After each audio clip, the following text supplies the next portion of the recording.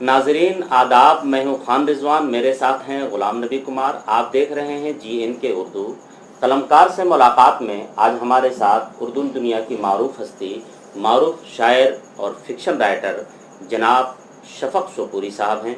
शफक सोपूरी साहब, हम आपका इस्तकबाल करते हैं, बहुत बहुत खैर शुक्रिया। मकदम करते हैं। बहुत बहुत शुक्रिया। शफक सोपूरी साहब का कश्मीर से ताल्लुक़ है। हम अपने नाजरीन को इनकी ज़बानी ये बताना चाहेंगे।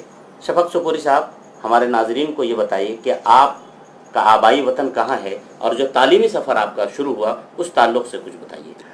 रिजवान साहब, पहले तो मैं GNK चैनल का बहुत बहुत शुक्रगुजार हूँ कि आपने ये इज़्ज़त अफजाई के लिए इस खाकसार का इंतखाब किया है। Thank you. बहुत बहुत शुक्रगुजार हूँ आपका, गुलाम नबी कुमार साहब का भी। Thank you. मेरा ताल्लुक़ जम्मू कश्मीर रियासत के एक मारूफ कस्बा सोपोर से है, और सोपोर में हमारा जो मोहल्ला है उसका नाम है अशपीर। अशपीर। अशपीर, जी हाँ। तो ज़ात से हम सैयद हैं, खदाई हमारी ज़ात है। और मेरा जो तालीम का जो इब्तदाई सफ़र रहा है वो थोड़ा सा बहुत ही, जैसे हम कहते हैं कि सब्र आज़मा था।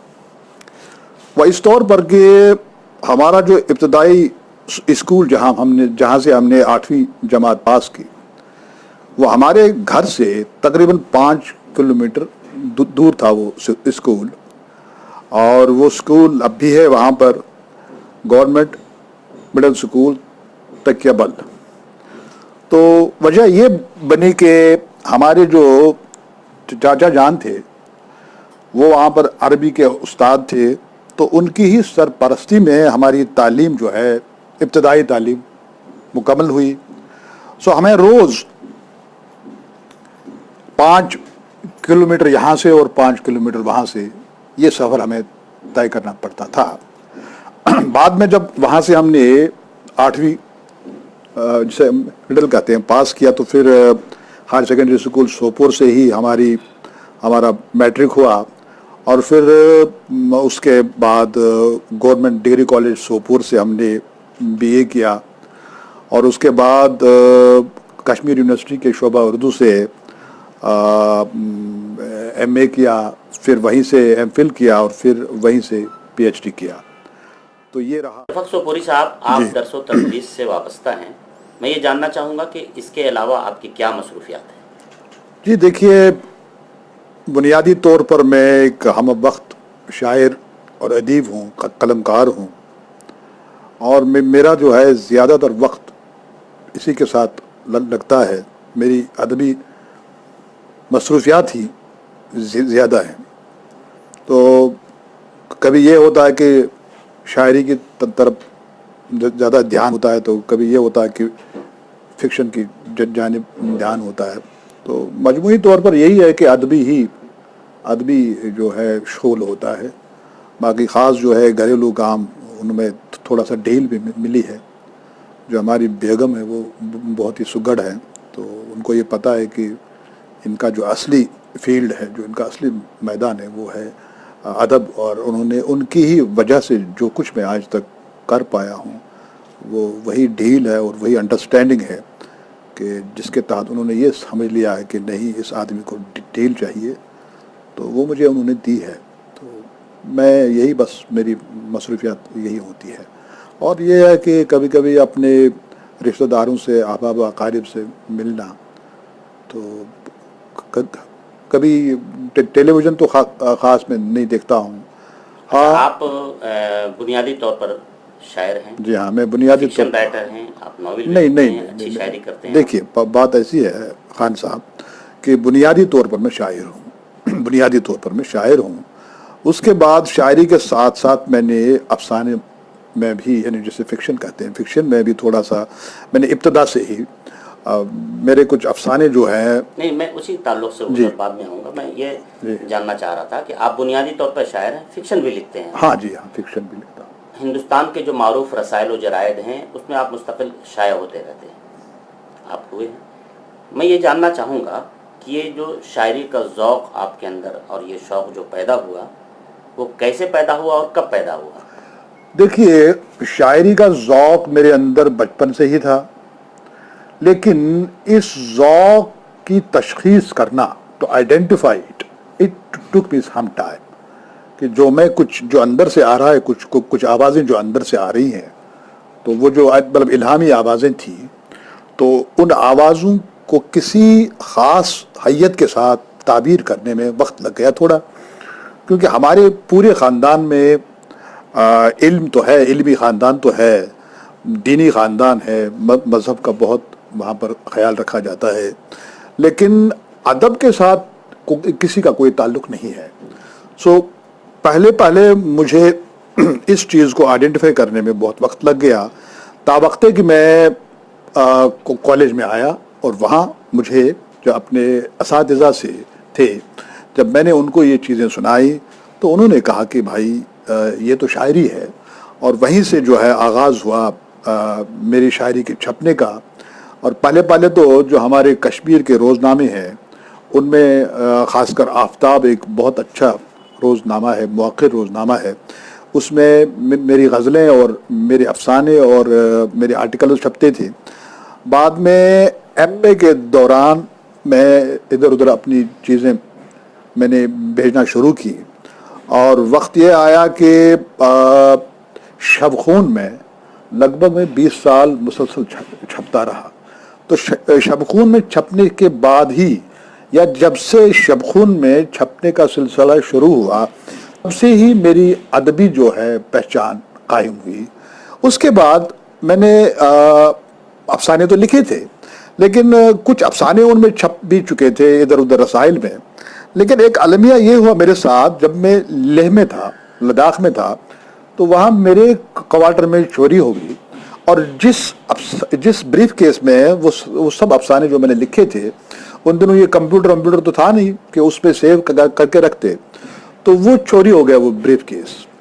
تو پھر میں نے کچھ مدت کے لیے فکشن سے جو ہے دوری ہی بنا رکھی، تا وقت کہ 2016 میں مجھے خیال آیا کہ کچھ چیزیں ہیں میرے ذہن میں، کچھ پلاٹس ہیں میرے ذہن میں، جن پر یا تو کہانیاں لکھی جا سکتی ہیں یا پھر ناول۔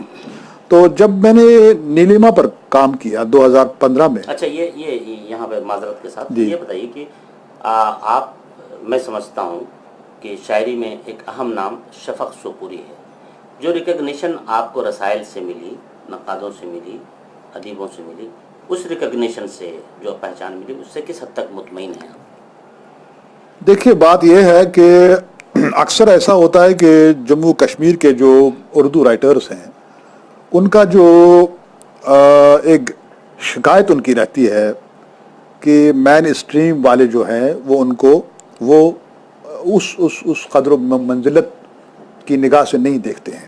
یہ صرف جموں کشمیر کی بات کر رہے ہیں یا پورے ہندوستان کی؟ ہو سکتا ہے کہ دوسرے خطوں میں بھی ایسا ہی کوئی خیال ہو، لیکن میرا اپنا ماننا یہ ہے کہ میں کسی مین اسٹریم کو مانتا نہیں ہوں، نہ میں ذاتی طور پر کسی آدمی کو اہل زبان مانتا ہوں۔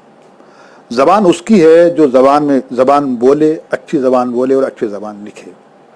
البتہ یہ ہے کہ مادری زبان بولنے والے جو ہیں وہ محاورے پر ان کی دسترس ہوتی ہے، تو اب محاورے کو پکڑ کر ادب تو چل نہیں سکتا ہے نا۔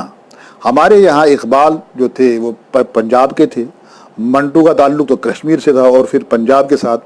اسی طرح سے فیض احمد فیض کی آپ مثال لے لیجئے، ابن انشا کی مثال لے لیجئے، ناصر کاظمی کی مثال لے لیجئے، تو ان کا تعلق تو وہاں سے نہیں ہے، بلکہ ہمارے یہاں تو بہار سے جو ہیں بڑے بڑے جو ہیں جید تقاد اور یہ ادیب پیدا ہوئے ہیں۔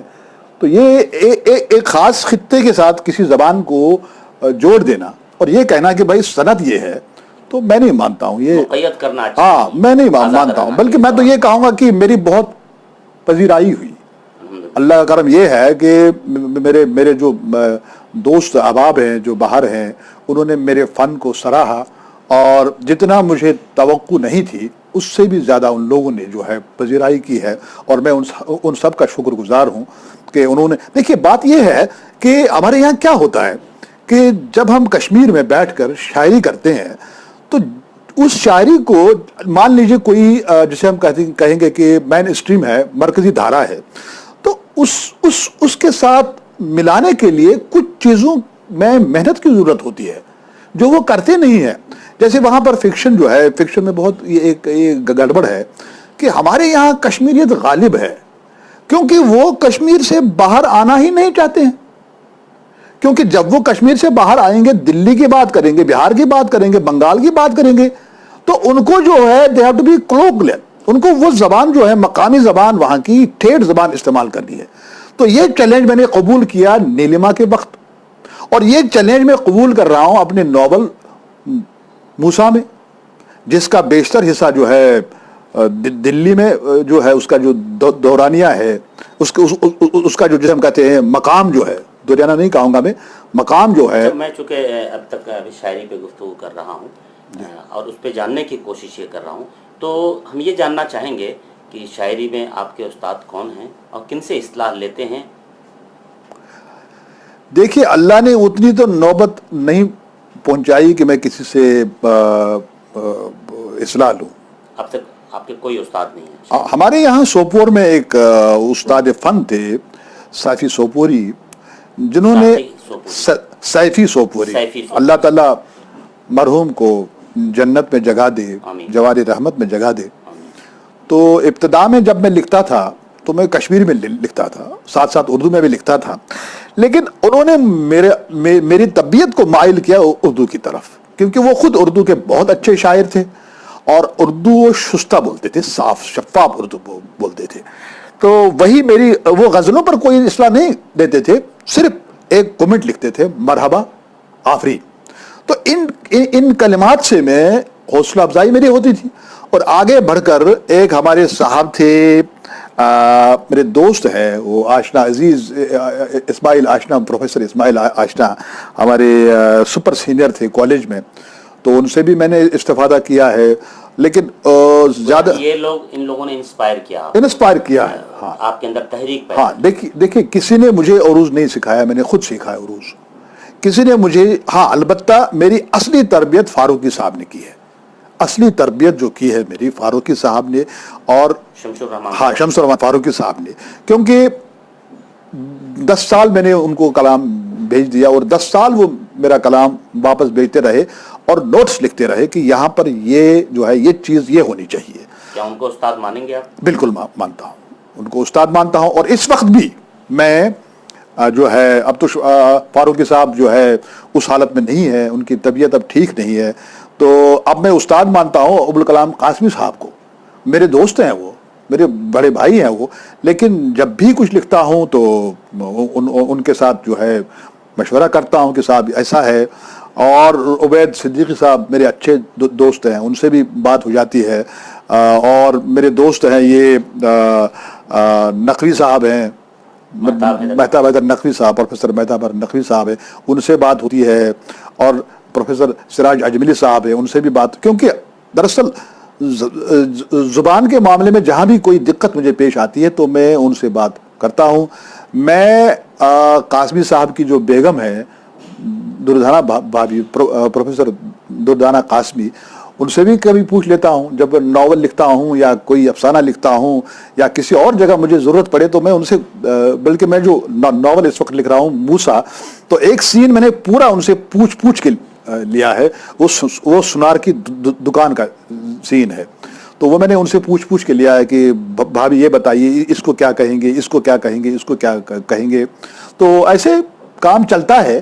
دیکھیے انٹریکشن جب تک نہ ہو تب تک آپ کہیں گے کہ ایک ہی پٹری پر جو ہے، ایک پٹری کا ایک حصہ ہے اور دوسرا نہیں ہے، ریل چلے گی نہیں. You have to go to people and ask people. کہتے ہیں کہ ادب سماج کا آئینہ ہے، اور یہ بھی کہتے ہیں کہ انسان کا آئینہ ہے. تو جب تک انسان ایک دوسرے سے ملے گا نہیں تو بہت ساری چیزیں نہیں سیکھے گا، سماج میں آنکھ نہیں کھولے گا، باہر نہیں نکلے گا، بالکل نہیں، بہت ساری چیزیں نہیں سیکھ سکتا. لیکن اللہ کا کرم یہ ہے خان صاحب، رضوان صاحب، کہ مجھے اس سلسلے میں اللہ نے یوں نوازا ہے کہ میرے جتنے بھی دوست اس سلسلے میں ہیں جہاں سے بھی میں اکتساب کرتا ہوں میں ان پر ہمیشہ فخر کرتا ہوں، ناز کرتا ہوں، اور وہ اپنے فن میں یکتا ہے اور میں ان کی رائے کو مقدم سمجھتا ہوں۔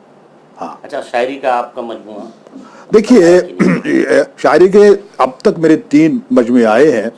ایک ہے دل خاک بسر، بہت پہلے کی بات ہے یہ، جب میں طالب علم تھا، اور اس کے بعد ہی میرے گیتوں کا ایک مجموعہ آیا ہے بیتے موسم کے دکھ، اور 2007 میں میرا ایک مجموعہ آیا دشت میں دور کہیں، اور اس کتاب پر Jammu Kashmir cultural academy of art and languages نے انعام سے بھی مجھے نوازا ہے۔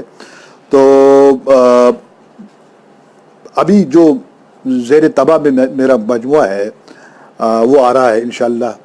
میرا خیال ہے کہ 2020 میں وہ آ جائے گا، کیونکہ 2019 میں ناول آ گیا فائرنگ رینج، تو وہ میں نے رکھا ہے 2020 پر، اور وہ جو ناول میں لکھ رہا ہوں اس وقت موسیٰ کے نام سے، تو وہ بھی آئے گا 2020 میں۔ تو یہ فکشن اور ناول، حالانکہ اس کے لیے قربانی ایک مجھ کو دینا پڑی، تنقید سے جو ہے دور میں ہو گیا، تنقید اور تحقیق سے میں دور ہو گیا، کچھ نہ کچھ تو قربانی دینی ہے، اور طنز و مزاح جو میں لکھتا تھا وہ بھی میں نے چھوڑ دیا، کیونکہ ایک تو شاعری ہم وقت یعنی ہول ٹائم جاب ہے، تو دوسرا یہ ہے کہ فکشن جو ہے، فکشن جو ذہنی مشقت چاہتا ہے۔ صبوری صاحب، آپ نے شاعری پہ گفتگو کرتے ہوئے یہ بات کہی کہ آپ کے باضابطہ استاد نہیں رہے، لیکن آپ نے پروفیسر شمس الرحمان فاروقی صاحب سے بہت کچھ سیکھا۔ حامدی کشمیری صاحب سے،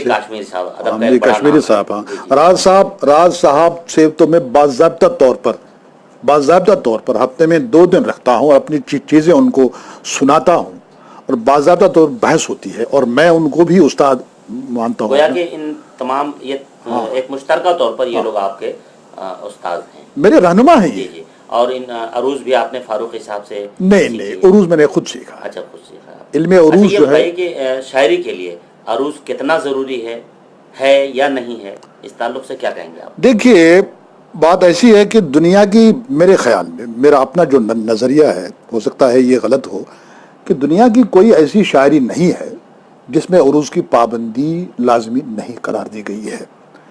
اب سوال یہ ہے کہ ہر ایک زبان کا، ہر ایک خطے کا اپنا ایک عروضی نظام ہے۔ میں نے اس پر اپنی کتاب ہندوستانی موسیقی اور اردو غزل میں بحث کی ہے کہ ہر خطے کی موسیقی اس کے لسانی آہنگ سے پیدا ہوتی ہے، اور کوئی بھی شاعر، انگریزی ہم لے لیں گے، بہت بڑی زبان ہے اس وقت، تو انگریزی میں بھی جب آپ دیکھیں گے تو ایک نظام کی پابندی کی جاتی ہے۔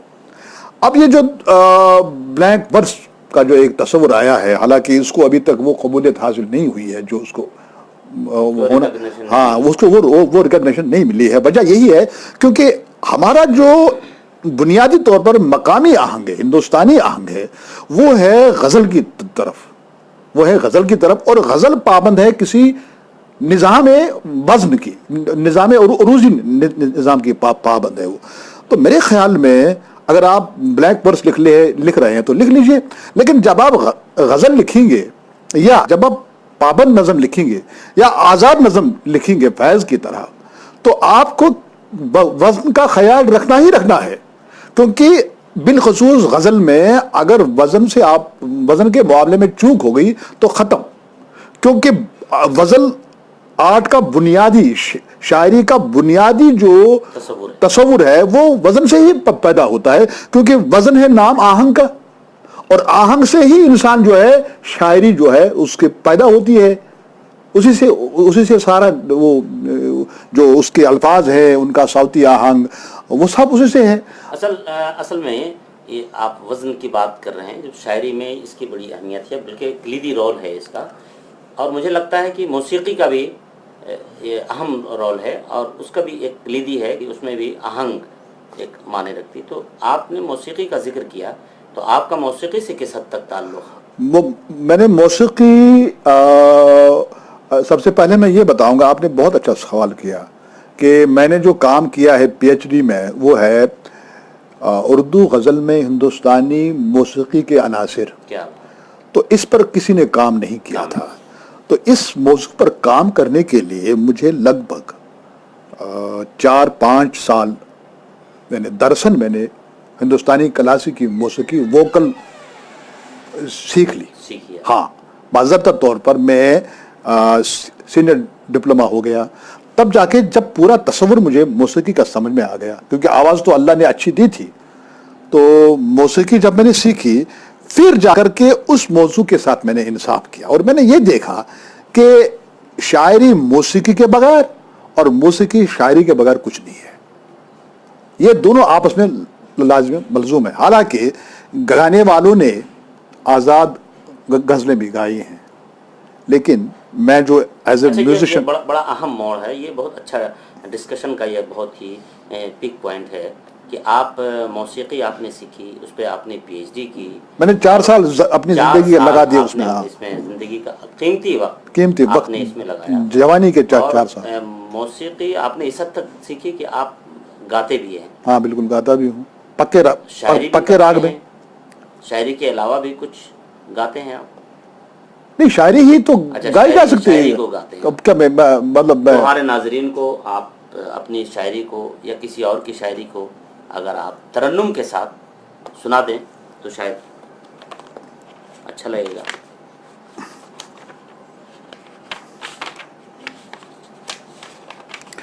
جی یہ 2-3 اشعار میں سناؤں گا کہ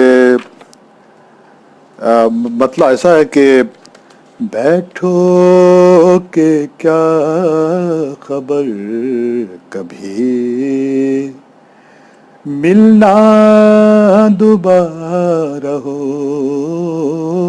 کیا بات ہے. بیٹھو کہ کیا خبر کبھی ملنا دوبارہ ہو. یہ چاند کا شجر لبے دریا دوبارہ ہو. بیٹھو کہ کیا, اب شعر سنیے کہ بیٹھو کہ ڈوبتا ہے ابھی آفتاب تن.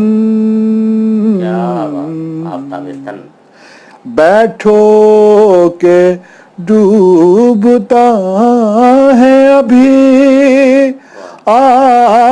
آفتاب تن. شاید نصیب وحشت شعلہ دوبارہ ہو. بیٹھو کہ کیا خبر. ایک شعر اور سناتا ہوں کہ بیٹھو کہ دشت جان میں سنتا ہوں بازگر. بیٹھو کہ دشت جان میں سنتا ہوں بازگر. کیا جانے تم نے مجھ کو پکارا دوبارہ ہو. کیا جانے تم نے مجھ کو پکارا دوبارہ ہو. لبی غزل ہے, بہت خوبصورت. بہت شکریہ آپ کی عنایت, بہت آپ کی عنایت, بہت عنایت. جی نہیں چاہ رہا تھا کہ میں آپ سے کہوں, نہیں وقت کی پابندی کا بھی خیال رکھنا پڑتا ہے. لیکن میرے ناظرین کا جو چہرہ ہے, میرے ناظرین جس انہماک سے آپ کو ابھی سن رہے تھے, تو ان کا بھی شکریہ, بہت بہت شکریہ ان کا بھی. پھر کبھی موقع ملے گا تو ان کو ہم انشاءاللہ آپ کے روبرو کریں گے. اچھا شفق سپوری صاحب, جی آپ کی زندگی میں کئی اہم موڑ آئے. جی بہت اہم موڑ آئے.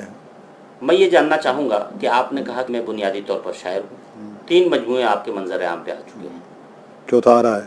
چوتھا آ رہا ہے. جی 3 آپ کے فکشن کے مجموعے آ چکے ہیں. جی 2 آئے ہیں, 2 آئے ہیں, ایک آنے والا ہے. ہم یہ نہیں سمجھ پا رہے ہیں کہ آپ بیچ میں غائب کہاں ہو رہے ہیں؟ دیکھیے بات ایسی ہے کہ اب پچھلے دنوں میں نے کچھ 3 انگریزی نظمیں لکھی اور وہ میں نے فیس بک پر پوسٹ کر دی، تو لوگوں نے فون کر کے کہہ دیا بھائی تمہارے خاندان میں تو سب سے جو ہے کمزور انگریزی تمہاری ہے، تو کس طرح سے یہ ممکن ہوا یہ تم نے؟ تو اس میں یہی ہے کہ اوپر والا جو بھی کرواتا ہے آرٹسٹ سے وہ کرتا ہے، تو ہی نوز بیٹر، وہ ایک گیپ خود بخود نکال لیتا ہے اللہ تعالیٰ کہ بھائی اب تمہیں یہ کرنا ہے۔ لیکن میں نیچر کی کال پر ہمیشہ لبیک کہتا ہوں، اور سب کچھ چھوڑ چھاڑ کے، چاہے نیند ہو، چاہے کھانا ہو، پینا ہو، سب کچھ مجھے قدرت کی طرف سے آواز آئے گی کہ بھائی اب تمہیں یہ لکھنا ہے۔ جیسے میں آج کی بات کہوں گا کہ جو یہ ناول اس وقت میں لکھ رہا ہوں، اس کا ایک سین لکھنا تھا مجھے، تو 2 مہینے سے میرے ذہن میں یہ سین، اب میں کہاں پہنچ گیا وہ میں نہیں بتاؤں گا کیونکہ وہ بتانے کی چیز نہیں ہے۔ جب وہ ناول آئے گا تب لوگ سمجھیں گے کہ شفق سوپوری اس مختصر سے سین کے لیے دلی کی کن بدنام گلیوں سے ہو کے آئے ہیں، تو یہ کرنا پڑتا ہے۔ تو اب آج کی رات میں نے پورا اس کو دے دیا، پورا، میں سویا نہیں ہوں رات بھر، بالکل صبح تک نہیں میں سویا ہوں، تو محنت لگتی ہے، وقت لگتا ہے۔ دو مجموعے آپ کے آئے فکشن کے، ان کے موضوعات پہ ایک سرسری اگر نظر ہم ڈالیں۔ دیکھیے نیلما جو ہے یہ مغربی بنگال کے آدیواسی عورتوں پر جو ظلم و تشدد ہوتا ہے مردوں کے ذریعہ سے، یہ اس کو لے کر کے اس کو موضوع میں نے بنایا اور لکھا ہے۔ لیکن اس میں یہ ایک میں نے خود ذاتی طور پر یہ محسوس کیا ہے کہ لوگوں نے بات کی ہے اس پر بہت، پاکستان میں بھی بات ہوگی اس پر، ہندوستان میں بھی بات ہوگی اس پر، اور نذیر فتح پوری نے تو پوری کتاب ہی لکھ ڈالی اس پر۔ لیکن جو میں فیل کر رہا ہوں کہ وہ یہ ہے کہ جو محنت، حالانکہ قاسمی صاحب نے ذکر کیا ہے، جو محنت میں نے اس کی زبان پر کی صرف کی ہے، اس پر کب دھیان گیا، اس کی طرف کم دھیان گیا لوگوں کو کہ شفق سوپوری نے اس ناول میں زبان کے حوالے سے کتنی محنت کی ہے۔ اب دوسرا یہ جو ہے فائرنگ رینج کشمیر 1990، اچھا اپنے ناظرین کو جس نیلما کا آپ نے ذکر کیا، یہ پہلا آپ کا پہلا مجموعہ ہے، ناول مجموعہ۔ ناظرین یہ نیلما ان کا پہلا شفق سوپوری صاحب کا ناول کا مجموعہ ہے، جس کا سرورق میں آپ کو دکھانا چاہتا ہوں، یہ نیلما، اور اس کے بیک ٹائٹل پہ پروفیسر ابوالکلام قاسمی صاحب نے اپنی رائے دی ہے۔ پروفیسر ابوالکلام قاسمی صاحب معروف ادیب، ناقد اور نقاد ہیں۔ یہ ابوالکلام قاسمی صاحب کا، میں شفق سوپوری صاحب سے یہ جاننا چاہوں گا کہ یہ نیلما آپ کا پہلا ناول ہے، آپ رہتے کشمیر میں ہیں، کشمیر میں خود ہی بڑے مسائل ہیں، ان مسائل کا ہم تذکرہ کرنا چاہیں یا اس کو لکھنا چاہیں، بیان کرنا چاہیں، تو مجھے نہیں لگتا کہ کوئی بھی ادیب اس کو ایبزارو کر سکتا ہے مکمل طور پر۔ لیکن آپ اس نیلما میں آپ نے مغربی بنگال کے جو آدیواسی قوم ہے اس طبقے کو آپ نے ریپرزینٹ کیا ہے۔ آخر کشمیر سے مغربی بنگال کا جو رشتہ ہے، کنیکشن ہے یا سفر ہے یا جو مسائل ہیں، اس سے کوئی خاص ریلیشن مجھے نظر نہیں آتا۔ 12-13 سال سے ہمارے گھر میں جو خادمائیں آتی ہیں وہ مغربی بنگال کے آدیواسی علاقوں کے سے ہی آتی ہیں، باضابطہ طور پر ایک کمپنی کے ذریعہ سے آتی ہیں اور باضابطہ طور پر ایک کانٹریکٹ کے ذریعہ سے ہمارے گھر میں آتی ہیں۔ تو پہلے 2-3 لڑکیوں کے جب میں نے حالات سنے، کیونکہ مجھے عادت ہے میں بیٹھوں گا دکاندار کے پاس، ٹانگا بان کے پاس، پان والے کے پاس، تو کچھ نہ کچھ اس سے پوچھ ہی لوں گا۔ تو جب میں نے دیکھا کہ کیا ان کے جو حالات وہاں پر ہے، سوشل سیٹ اپ جو بنا ہوا وہاں پر ہے، یہ کس دلدل میں پھنس گئے ہیں، کس دلدل میں پھنسی ہوئی ہے، تو میں نے وہیں سے ایک ذہن بنایا کہ میں یا تو ایک افسانہ لکھوں گا ان پر یا پھر ایک ناول لکھوں گا۔ لیکن بعد میں جو ہے چلتا گیا، ایک لڑکی آئی اس کا اپنا ایک مسئلہ، ایک لڑکی آئی اس کا ایک مسئلہ اپنا، پھر 1900 جیسے آپ نے ابھی فرمایا کہ کس طرح سے یہ سپیس آپ کو ملتی ہے، 1914 میں سیلاب آ گیا کشمیر میں، تو شاعری جو ہے بند ہوگی، انقباض ہو گیا. تو پھر 1915 میں نے کہا کہ نہیں، زور لگانا جو ہے نامناسب ہے، کہ نہیں ہو رہا ہے، شعر تو نہیں ہو رہا ہے، کیوں نہ یہ وقت میں صرف کروں اور یہ فکشن کو دوں. تو پھر میں نے سوچا کہ میرے پاس 2 پلاٹ ہیں، ایک ہے آدیواسی عورتوں کا اور ایک ہے کشمیر کا.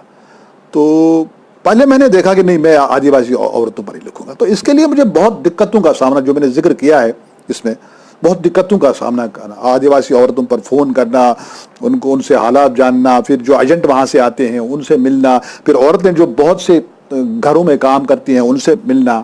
تو یہ بڑا کٹھن مرحلہ تھا. یہ رہی بات فائرنگ رینج اصل میں یہ جاننا چاہیں گے کہ یہ نیلما مغربی بنگال کے آدیواسی قوم کے تعلق سے ہے، ان کے مسائل کا آپ نے ذکر کیا ہے، اور کشمیر میں وہ لوگ جو بیچارے غریب ہیں، آدیواسی تو نہیں ہوتے کشمیر میں یا نہیں ہے، لیکن اس جیسے لوگ ہوں گے. نہیں، کشمیر میں اتنی جو ہے اتنی پسماندگی نہیں ہے. تو صرف ان سے انسپائر ہو کے، خادماؤں سے انسپائر ہو کے آپ نے کیا آپ نے کبھی کوشش کی کہ وہاں جا کر کے اس مقام پر ہم جا کے دیکھیں مغربی بنگال میں؟ دیکھیے، میں آپ کو بتاؤں، بڑے اتفاق کی بات یہ ہے کہ جب میں نے یہ پروجیکٹ ہاتھ میں لے لیا تو میں نے گوگل میپ سے وہ والا کے سب دیکھ لیے، اور لڑکوں کو پکڑ کے، لڑکیوں کو پکڑ کے جزیات جو ہے، جزیات تک ان سے، کہاں پر کنواں ہے، کہاں پر پانی ہے، کہاں پر یہ ہے. تو پھر اس کو ایک گاؤں میں نے پکڑ لیا. تو اس کو میں نے گوگل میپ سے سرچ کیا، پورا کہاں دکان ہے، لالے کی دکان کہاں ہوگی، اور یہ جو ہے ان کا گھر کہاں ہوگا، نیلما کا گھر کہاں ہوگا، اور پھر یہ جو نہر بہہ رہی ہے، ندی جو بہہ رہی ہے، تو یہ جو میں نے گوگل پر ہی دیکھ لی، اس کو میں نے بہایا وہاں سے. تو یہ یہاں سے باری، اور چائے کے جو باغات ہیں وہ کہاں ہیں، تو وہ بھی میں نے وہاں پر کر دیا. تو ان کے وہ چھوٹے چھوٹے گھر جو ہیں وہ بھی میں نے دیکھ لیے گوگل پر ہی. تو پھر میں نے گوگل میں ہی سرچ کیا ان کے بارے میں، اور بہت کچھ مجھے ملا وہاں سے، جس کے لیے میں نے شکریہ بھی ادا کیا ہے گوگل کا. اور یوٹیوب سے خاص کر جو ویڈیوز مجھے ملے تو وہ یوٹیوب سے ملے مجھے، اور جو خبریں وغیرہ ان کے ساتھ کیا ہوا وقت پر، ان کے ساتھ جو ہے ایک بھید بھاؤ کا جو رشتہ رکھا گیا ہے، ان کو مین اسٹریم میں نہیں آنے دیا جاتا ہے. حالانکہ آدیواسی جو ہے لوگ اب پڑھائی لکھائی میں بھی آگے بڑھ رہے ہیں، اور میری حیرت اور خوشی کی انتہا نہ رہی جب میں نے اوراں خاندان کی ایک خاتون کو IAS دیکھ لیا. اوراں خاندان ان کی ایک ذات ہے، اور جب بہت سے بڑے بڑے سرکاری عہدوں پر کام کر رہے ہیں یہ آدیواسی. لیکن وہی ہے کہ اگر ان کو وہ ماحول دیا جائے اور اس جہالت سے ان کو نکال دیا جائے، اور جو ان کی سماجی بیماریاں ہیں اگر وہ بیماریوں کا جو ہے علاج وقت پر کیا جائے، تو کوئی وجہ نہیں کہ یہ جو ہے مرکزی دائرے میں شامل ہو کر کنٹریبیوٹ ہی کریں گے، کیونکہ یہ بنیادی طور پر محنت کش ہوتے ہیں اور ذہین. شفق سوپوری صاحب، آپ کا دوسرا ناول کا مجموعہ فائرنگ رینج کشمیر 1990 آیا. آپ کو شہرت آپ کے نیلما سے زیادہ ملی یا فائرنگ رینج سے؟ دیکھیے، نیلما 2016 میں آیا اور اس کی 3 ایڈیشن آ گئے. آپ اندازہ لگا سکتے ہیں کہ یہ ناول کتنا چلا گیا. اور یہ جو فائرنگ رینج ہے یہ تو حال ہی میں آیا ہے، اسی سال آیا ہے، اور جو میں دیکھ رہا ہوں ریسپانس بہت اچھا ہے اس کا بھی. یعنی جس قدر نیلما کو لوگوں نے پسند کیا، اسی قدر اس کی بھی پذیرائی ہو رہی ہے. اور جو ہماری موقر جرائد ہیں ان میں تبصرے آئی ہیں. امروز جو قاسمی صاحب کی دارت میں نکل رہا ہے، تو اس میں بھی قاسمی صاحب نے خود جو ہے تبصرہ لکھا ہے اس پر. تو میرے لیے خوشی کی بات ہے کہ لوگ بات کر رہے ہیں، اور ہماری ایک جو ہے ایک بہت بڑی حیثیت ہے، ادبی حیثیت ہماری، پروفیسر شہناز نبی، ان کی ادارت میں جو میگزین نکلتا ہے اس میں بھی تبصرہ آیا ہے، اور بات ہو رہی ہے ابھی تو مقبولیت ہے. لیکن اس کے لکھنے کے دوران جو ہے مجھے بہت سوچنا پڑا. ایک تو یہ ہے کہ یہ میری اپنی کہانی ہے، سو اپنی کہانی کہتے کہتے یا لکھتے لکھتے سب سے بڑا جو چیلنج مجھے تھا وہ تھا to be objective, not to be subjective. یعنی دیکھیے نا، ایک لمحے کے لیے اگر ادیب ذاتی لے لے کسی چیز کو تو اس کی جو ہے ادبی شناخت ختم ہو جاتی ہے، خاص کر فکشن میں. So I am not in fiction I am not a preacher, I am not a teacher, I am showing people what I have seen with my eyes. تو میں اس کو ایک فکشن کا اس پر ملمہ چڑھا کے آپ کے سامنے پیش کر رہا ہوں. سو کیونکہ کشمیر کی کہانی میری اپنی کہانی ہے اور اس کا تقاضا بہت پہلے سے کیا جا رہا تھا، اور میں نے مختلف اخباروں اور ٹی وی جو ہے انٹرویوز میں نے یہ اشارہ بھی کیا تھا کہ میں ناول لکھ رہا ہوں ایک. تو اب اس پر جو ہے 16 17 اور 18 یہ 3 سال لگ گئے اس چھوٹے سے مختصر ناول کو لکھنے میں. اور اس میں جو ہے سب سے جو مجھے لگتا ہے کہ ٹیکنیکلی جو مجھے کامیابی ملی ہے وہ ہے اس میں جو حصہ مزاح میں نے پیدا کیا ہے، جو ہونا چاہیے. ایک اچھے ناول نگار کی پہچان یہ ہے کہ وہ جو ہے مزاحیہ انداز اختیار کرے، اور یا تو اپنی ذات کو بنائے یا تو پھر لہجہ کچھ اس قدر ہو کہ اس میں جو ہے مزاح پیدا ہو، یا پھر ایسا ہو کہ کوئی کریکٹر ایسا ہو. تو میں نے وہ سچویشن پیدا کی ہے. جس طرح سے ہم کہتے ہیں کہ جب ہم پلے دیکھتے ہیں شیکسپیئر کا تو اس کے یہاں ایک ٹیکنیک بہت اعلیٰ قسم کی ٹیکنیک ہے. تو جب ایک المناک سین پیش ہوتا ہے، ایک بہت ہی المناک سین پیش ہوتا ہے، تو فوراً شیکسپیئر جو ہے وہ ایک مزاحیہ منظر پیش کرتے ہیں تاکہ جو قاری ہے اس کے اندر کی حیبت دور ہو جائے اور وہ محسوس کرے نہیں میں کسی میں زندہ ہوں. اچھا یہ بتائیے کہ نقادوں تک یہ کتاب پہنچی؟ ہاں، سب ادیبوں تک یہ کتاب پہنچی؟ سب لوگوں نے اس کو پڑھنے کی کوشش بہت پڑھی؟ پڑھنے کی کوشش نہیں کی، بلکہ میں تو کہوں گا کہ 2 دن پہلے مجھے میرے محترم دوست کیا نام ان کا دیپک بدکی صاحب، جو کہ ایک بہت ہی موقر نام ہے اردو فکشن کا اور تنقید کا، انہوں نے کل میل کیا ہے تبصرہ فائرنگ رینج پر، اور بہت ہی اچھا تبصرہ ہے. تو میں یہ جاننا چاہ رہا تھا کہ وہ کون لوگ ہیں جو آپ کی تحریر کی ڈیپتھ تک، اس کی گہرائی تک پہنچے یا پہنچنے کی کوشش کی، جو آپ ایکسپلین کرنا چاہ رہے تھے اپنے اس ناول میں. آپ کا یہ ذاتی ناول ہے. دیکھیے ابھی تک تو اس پہ کھل کے بات نہیں ہوئی ہے. اب جب اس پر تحقیق 1-2 ریسرچ اسکالر کام کر رہے ہیں اس پر، اور نیلما پر بھی کام ہوا ہے، تو جب تک وہ میرے سامنے نہیں ہے.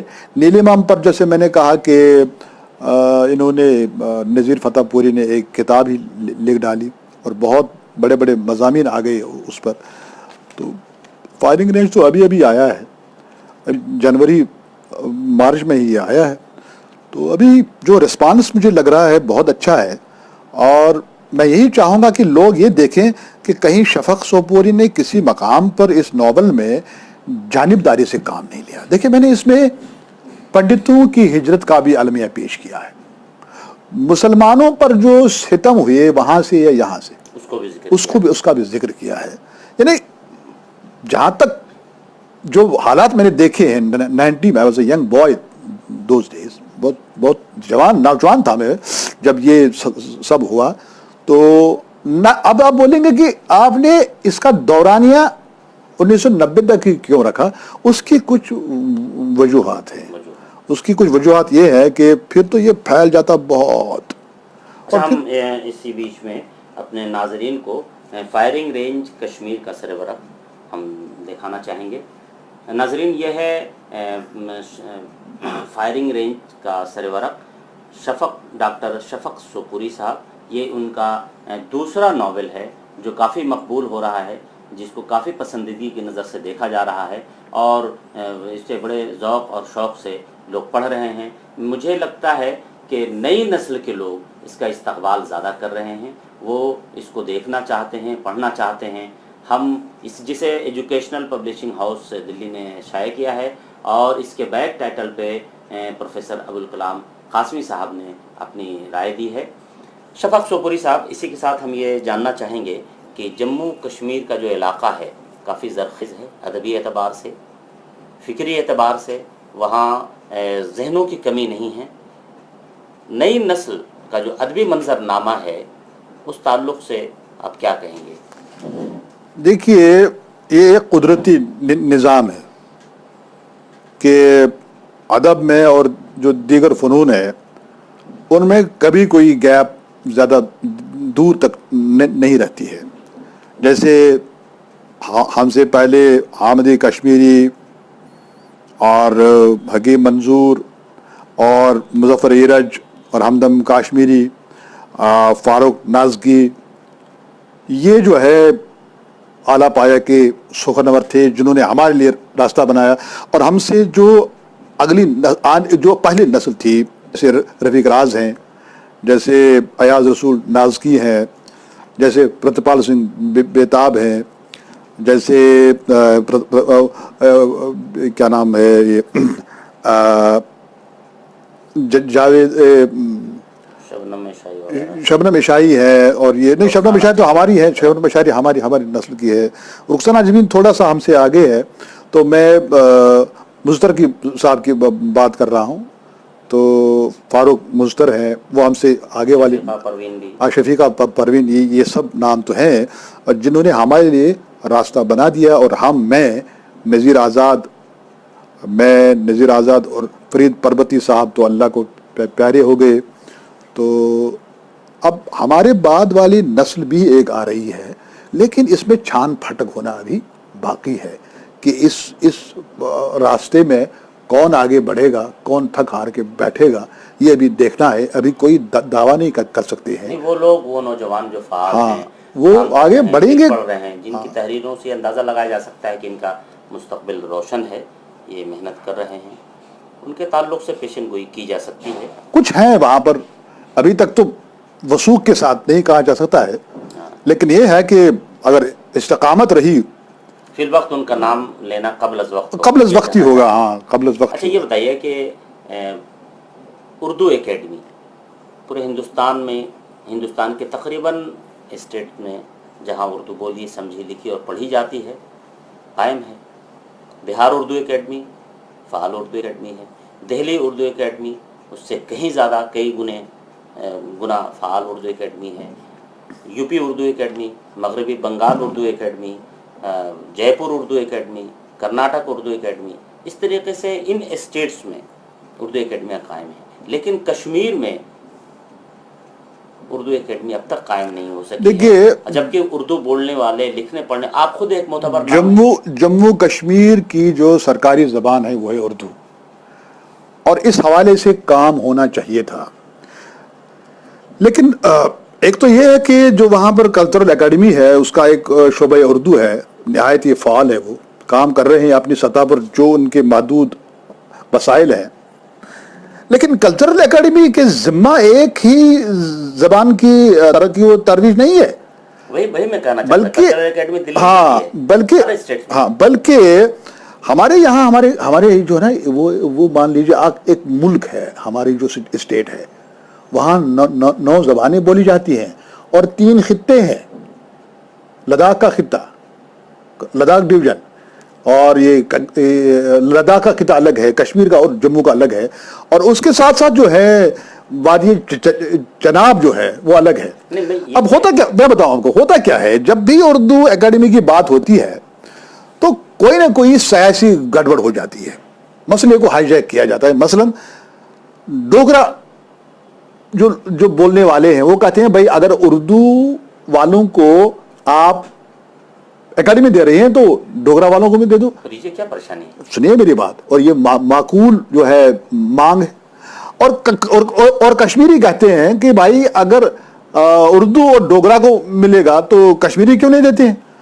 تو یہ بھی ایک جائز مانگ ہے. صاحب غور کرنے کی بات یہ ہے کہ جہاں پر دلی اردو اکیڈمی ہے وہیں پہ پنجابی اردو اکیڈمی بھی ہے، وہیں پہ ہندی اردو اکیڈمی بھی ہے. جو انفلوئنسو زبان ہیں ان زبانوں کی اکیڈمیاں ہیں، تو زبان کی ترقی کے لیے اکیڈمی قائم ہوتی ہے، سیاست کرنے کے لیے قائم نہیں ہوتی ہے، سیاست کو فروغ دینے کے لیے نہیں ہوتی ہے، ادیبوں کو اور ادب کو ان کی ادیبوں کی حوصلہ افزائی ہوتی ہے، ان کو ایک اسٹیج ملتا ہے، پلیٹ فارم ملتا ہے، اور اس پلیٹ فارم سے ادب کی ترویج اور اشاعت ہوتی ہے، وہاں سے مونوگراف شائع ہوتے ہیں، وہاں سے اہم کتابیں جو لوگ شائع نہیں کر سکتے وہ شائع کتابیں ہوتی ہیں، اور بڑا کام ہے، بڑے بڑے کانفرنسز ہوتے ہیں۔ آپ نے دیکھا کہ دلی اردو اکیڈمی ہر سال ایک کناٹ پلیس پہ بہت اہم اور بڑے پروگرام کا سلسلہ اس نے شروع کیا ہے، جس پہ کروڑوں روپے خرچ ہوتے ہیں۔ اس کی افادیت اپنی جگہ مسلم ہے، وہ لوگ جو اردو سے وابستہ ہیں، وہ لوگ جو اردو سے وابستہ نہیں ہیں وہ بھی ہیں، لیکن صرف کشمیر میں ہی اس پہ سیاست کیوں ہوتی ہے؟ آپ ڈوگری آپ کی انفلیکشن زبان ہے، آپ ان کو اکیڈمی بنائیے، وہاں کوئی منع نہیں کرتا، کشمیری ہے اس کی بھی بنائیے، اردو ہے اس کی بھی بنائیے، اس میں پریشانی کیا ہے؟ کم از کم ان 3 زبانوں کا جو اکیڈمی کے حوالے سے مطالبہ ہے وہ جائز ہے، اور اگر اسٹیٹ گورنمنٹ واقعی جو ہے خلوص نیت پر ان مطالبات پر غور کرے تو کوئی وجہ نہیں ہے۔ اسٹیٹ کے پاس پاور ہوتا ہے، پیسہ ہوتا ہے، منصوبہ ساز ہوتے ہیں وہاں پر، تو کیوں نہیں ہو سکتا ہے؟ لیکن المیہ یہ ہے کہ نہیں ہوتا ہے۔ ہمارے بزرگوں نے، اردو ادیبوں نے کوشش نہیں کی، یہ ہم کہہ سکتے ہیں؟ نہیں، کوشش بھی نہیں، وہ نہیں کہہ سکتے ہیں کوشش نہیں کی۔ اب یہ ادیبوں کا کام نہیں ہے کہ وہ یہ بینر اٹھا کے یہ کریں، وہ لکھے گا، لیکن اس کے لیے بھی ایک پرابلم یہ ہوئی ہے نا کہ کچھ تنظیمیں ایسی ہیں جنہوں نے اصلی ادیبوں کو بائی پاس کر کے جو ہے اپنی تنظیمیں بنائی ہیں، اور وہاں رفیق راز نہیں ہے، وہاں شفق صوری نہیں ہے، وہاں پروفیسر نذیر آزاد نہیں ہے، وہاں جو ہے ہمارے فاروق ناز کی نہیں ہے، ایاز ناز کی نہیں ہے، ہمارے پرتپال سنگھ بیتاب نہیں ہے، ہمارے مظفر ایرج نہیں ہے، ہمدم کاشمیری نہیں ہے، رخسانہ جبین نہیں ہے، اور شبنم شاہی سارا نہیں ہے۔ تو کون لوگ ہیں؟ ان کو نہ ہم جانتے ہیں، نہ اسٹیٹ جو ہے اتھارٹی ہے وہ جانتی ہے۔ لیکن مجھے امید ہے کہ ہماری یہ جو مانگ ہے، یہ جو ڈیمانڈ ہے، ہماری یہ آواز ہے جس کو آپ جائز قرار دے رہے ہیں، کشمیر کی عوام سب سے اہم چیز جو اس وقت یہ پہنچے گی فی الوقت اردو کی ترقی اور ترویج کے حوالے سے اگر کچھ کیا جا سکتا ہے وہ یہ ہے کہ وہاں پر فی الفور ایک اردو اکیڈمی کا قیام عمل میں لایا جائے۔ ہم امید رکھتے ہیں تاکہ اگر آپ کہہ رہے ہیں کہ اردو وہاں کی سرکاری زبان ہے تو اس کا تو حق بنتا ہی ہے، پہلے اس کی بنائیے، پہلے اس کے اکیڈمی بنائیے، بعد میں جو ہے ڈوگری کی بھی بنائیے، کشمیری کی بنائیے، لداخی کی بنائیے، پہاڑی کی بنائیے۔ بھائی میں کسی کے حق پر بات نہیں کرنا چاہتا ہوں، سب کو اپنا اپنا حق ہے، سب کی اپنی اپنی آواز ہے۔ اصل میں زبان جو ہے کسی بھی قوم کی شناخت ہوتی ہے، اگر ڈوگری زبان کو ہم زندہ کرتے ہیں تو اس میں کوئی برائی نہیں ہے۔ وہ لوگ قدیم زمانے سے ڈوگری زبان بولتے ہیں، اس زبان کو زندہ رکھنا ہمارا ایک فریضہ بھی ہے، ہمارے اسٹیٹ کا فریضہ ہے۔ کشمیر تو سب سے پرانی لینگویج کشمیری ہے، جی جی بالکل۔ تو اس میں اور کشمیری جو ہے اس میں لٹریچر جو ہے بہت قدیم ہے، بہت قدیم ہے۔ بہت سی زبانیں تب موجود میں ہی نہیں تھی جب کشمیری میں اس قدر لٹریچر جو ہے فروغ پا گیا تھا کہ اس وقت جب ہم دیکھتے ہیں، اگر ہم شیکسپیئر کے سامنے یا کسی اور، یا مان لیجیے کسی اور بڑے شاعر کے سامنے اگر ہم کسی کو رکھیں گے دنیا میں تو وہ ہے ہماری لال دید۔ اچھا، ہم یہ جاننا چاہتے ہیں کہ کشمیر کا جو فکشن کا جو منظرنامہ ہے، جس میں عمر مجید صاحب، نور شاہ، وحشی سعید، دیپک پتکی صاحب وغیرہ ہیں، موجودہ جو منظرنامہ ہے نئی نسل کا، اس تعلق سے کس حد تک آپ پر امید ہیں؟ بہت اچھا ہے، بہت اچھا ہے۔